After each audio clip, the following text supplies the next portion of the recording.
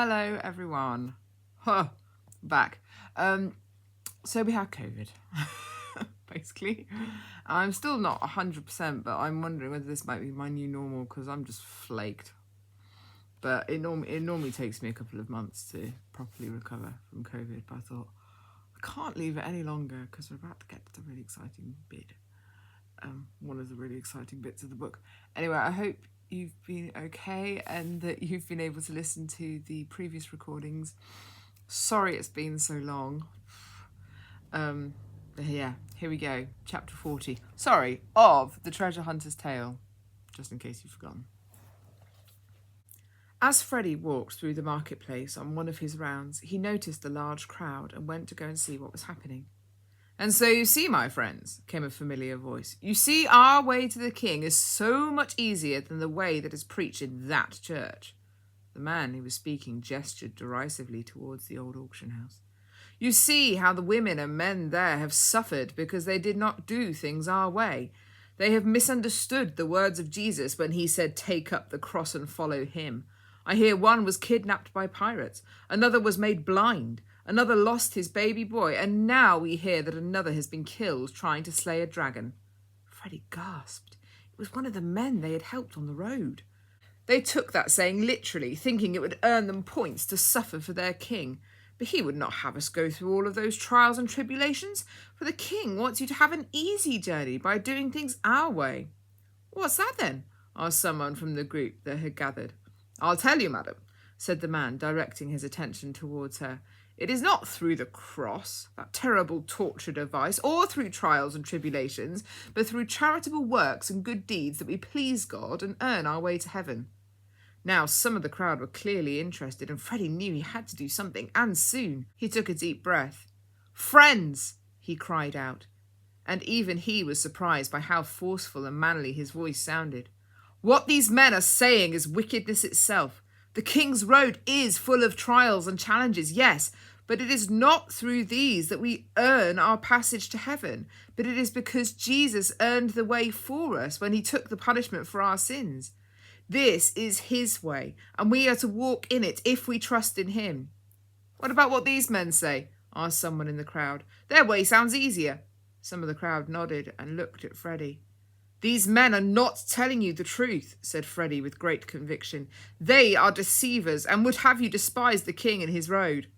"Well, but they say we would be on the road too, but just an easier journey," said one woman. "Sounds good to me," remarked her husband.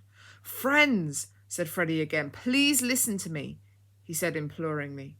"The way these men talk of will not take you on the King's Road. They are tricking you to go on the broad road that leads to destruction."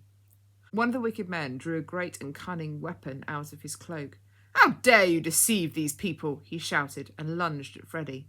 Freddie was quick to react, brandishing his sword and yelling out, "It is you who deceive these people. Jesus himself said, 'I am the way, the truth, and the life,' and he said no one shall come to the king except through me." As he was saying this, Freddie was deflecting blows from the man. Some of the crowd were watching Freddie's determination and feeling more that he had the real conviction about what he was saying rather than the two men's claims. Others, who had seen the sadness and pain the faithful band from the church had been through, thought the idea of an easier way sounded very pleasing and wanted to know more. "Would you withhold from these poor people the joy of doing good deeds?" asked the man, wielding his cunning weapon, badly twisting Freddie's argument. "It is not of works that we are saved, but by grace alone," said Freddie firmly, lunging forward. The man just managed to dodge out of the way. "Oh, then once someone is on the King's Road, they can live how they please, for the Prince Emmanuel has paid for it all?" sneered the other man, pulling out his cunning weapon. "No," said Freddie. "We are to show our love for the king by good works, but it is not these that save us." "But didn't Jesus himself say to the rich young man that he had to sell his possessions and give to the poor before he could follow him?" The man swiped his weapon, which had a blade on the end, and it cut Freddie on the hand. Some of the crowd noticed. "Yes," said Freddie, wincing, "but that was because he knew that the young man worshipped his possessions, and he had to let go of that idol before he could truly believe in Jesus for his salvation." "So Jesus turned him away?" queried the man cunningly. "No," said Freddie firmly. "The man walked away from Jesus." Freddy lunged and hit a striking blow on one of the man's shoulders, which made him stagger back, but his friend leapt on Freddy's back and started punching him. Why did the king make it so hard, then, for anyone to come to him? If he is a king of love, surely he would make it easier for those who are weak to come to him. Freddy threw him off and turned round. It is only hard for those who are unwilling to lay down their burden of sin, he said, pointing his sword once more at the man. Why does he not stop us from sinning, then? Yelled the other man, taking another swipe at Freddy with his cudgel, for the wicked men had multiple weapons, even though they were of inferior quality. He always gives us a way to resist the temptation to sin, but we are the ones that ignore it and give in, said Freddy, and he took one slash at the wooden cudgel and it shattered into splinters. He noticed the other man had now got up, and through the corner of his eye could see he was lighting small darts on fire.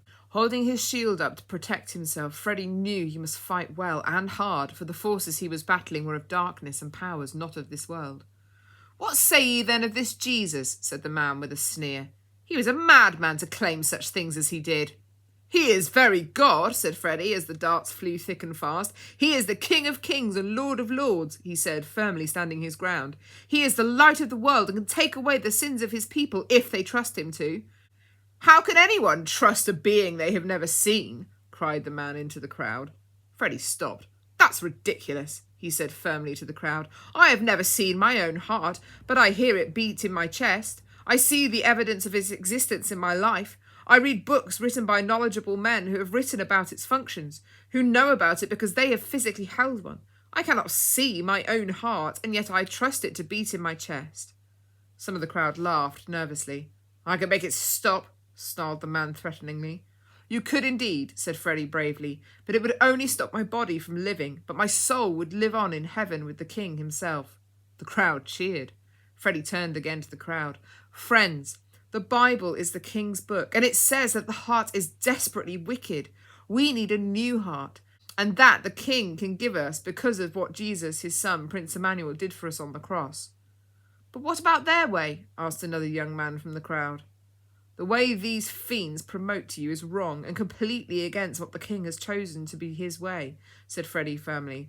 I will challenge you with this. What amount of good deeds do you think would be needed to pay for the sins you have committed? He looked at them firmly but lovingly. If for every sin you committed you had to do a good deed, would any of you have time to work or even eat? He paused. I know I wouldn't. But Jesus has done the good work, the best work for us, in taking the punishment we deserve on himself and dying for it. Freddy smiled at the crowd. But he came back to life again, which shows he is innocent. And then the king, if we ask him, will clothe us in that perfectness, so we are counted as innocent too. Unbeknownst to Freddy, the two men had slunk off, taking the remainder of their weapons with them that weren't broken or completely obliterated. Freddy turned round to address the men and was surprised to see no one there. You see, my friends, he said triumphantly, turning back to the crowd. They have the hearts of cowards. If they truly believed in their way, would they not have stood their ground in conviction and fervour? Like you did, said a voice. Freddy looked through the crowd, and there was his beloved uncle, Mr. Saved by Grace.